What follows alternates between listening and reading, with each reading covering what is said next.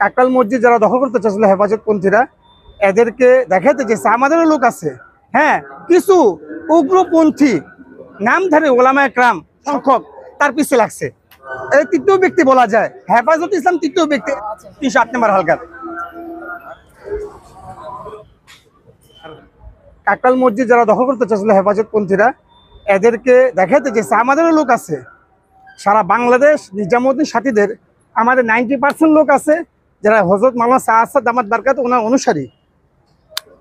এরা বলতেছে আমাদের কোনো সাথীই নাই। অবশ্যই আমাদের সাথী আছে। সারা বাংলাদেশে আমাদের হাজারো লাখো সাথী আছে যারা হযরত মাওলানা শাহ আসাদ দামাত বারকাত ওনার অনুসারী হইয়া নিজামুদ্দিন গাইডে সারা বাংলাদেশে ইজতেমা হইতাছে, জোর হইতাছে। সেজন্য আমাদের মুরব্বীরা ডাকছেন সমস্ত বাংলাদেশের সাথীরা ঢাকা জেলায় আসার জন্য। সবাই আসছে ইনশাল্লাহ। আবার 7 তারিখও আমাদের সমাবেশ আছে। এটা হলো শরৎ উদ্যানে আমাদের সমাবেশ আছে। এটা হলো বিশ্ব এই সমাবেশ, অনেকটা দেশ থেকে মহাসমাবেশ, অনেক দেশ থেকে লোক আসবে। আরব দেশ থেকে, পাকিস্তান থেকে, ইন্দোনেশিয়া থেকে, সারা বিশ্ব থেকে আমাদের লোক আসবে, আলেমরা আসবে। এটা আলেমদের সমাবেশ ডাকছে আমাদের কর্মীয় ভোট। জি অবশ্যই আমরা অবশ্যই ইজতেমা করব। কওমি মাদ্রাসা থেকে যে বলা হচ্ছে যে হেফাজতের যারা আছে যে সাদ সাহেবের আকীদার মধ্যে প্রবলেম এবং কোরআন শরীফের মধ্যে অপব্যাখ্যা, এই ব্যাপারটা আসলে জাতিকে যদি একটুখানি আচ্ছা বলতেছি কি, দেখেন প্রথম সমস্যা হয়েছে হলো এমারত নিয়ে, আমির নিয়ে।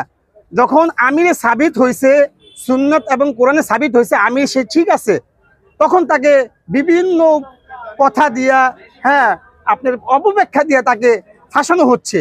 আসলে হযরত মাওলানা শাহ আসাদ দামাত বারকাত হক এবং আমাদের মূল ধারা তবলিগ হক। হ্যাঁ, কিছু উগ্রপন্থী নামধারী ওলামায়ে কেরাম, সবাই না, অল্প কিছু সংখ্যক তার পিছিয়ে লাগছে। এই তৃতীয় ব্যক্তি বলা যায়।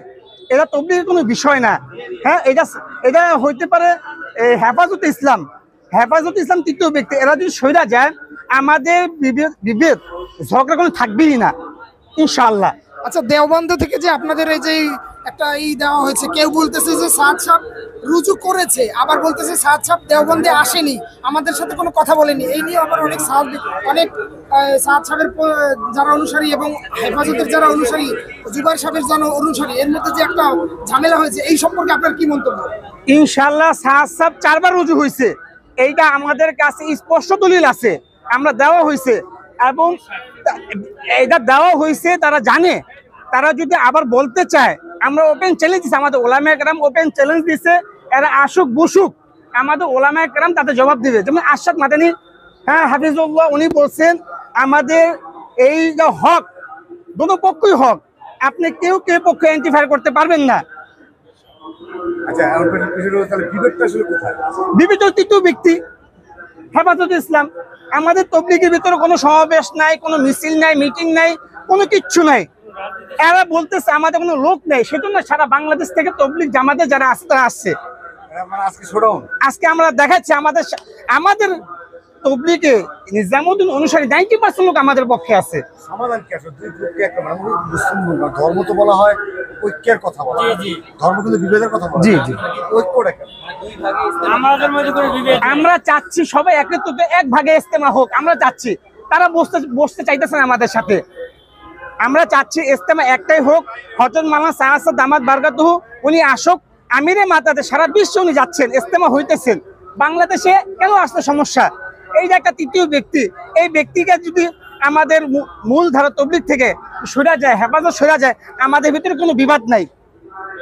100 বছর তবলিগ, এই তবলিগের কোনো মিছিল কিচ্ছু হয় না, কখনো হয় নাই, কখনো ঝগড়া, কখনো মারামারি হয় নাই। যখন তৃতীয় ব্যক্তি এন্টিবার হয়েছে, আমাদের ঝামেলা শুরু হয়েছে। ইনশাল্লাহ এরা চলে গেলে আমাদের ঝামেলা মুক্তি হয়ে যাবে। আমার নাম মোহাম্মদ হোসেন আহমেদ, মিরপুর 1 নম্বর সাথী, মিরপুর 1-এর সাথী আমরা, 308 নম্বর হালকার।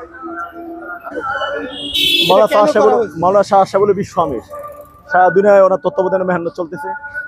বাংলাদেশের কিছু লোক, কিছু কুচুকুচো মহল ওনাকে যেন না আসতে পারে, আর দাওয়াতের মেহনতটা এলোমেলো হয়ে দেওয়ার জন্য চক্রান্ত চলতেছে। না, সরকারের কাছে আমাদের দাবি হলো, বিগত সময়ে আওয়ামী লীগ ফেসিবাদ ওনাদেরকে সুযোগ সুবিধা দিচ্ছে, প্রথম ইজতেমা ওনাদেরকে করতে দিচ্ছে, আমাদেরকে দেয় নাই। কাকাইলেও বৈষম্য হইতেছে, আমাদের 15 দিন, ওনাদের 1 মাস।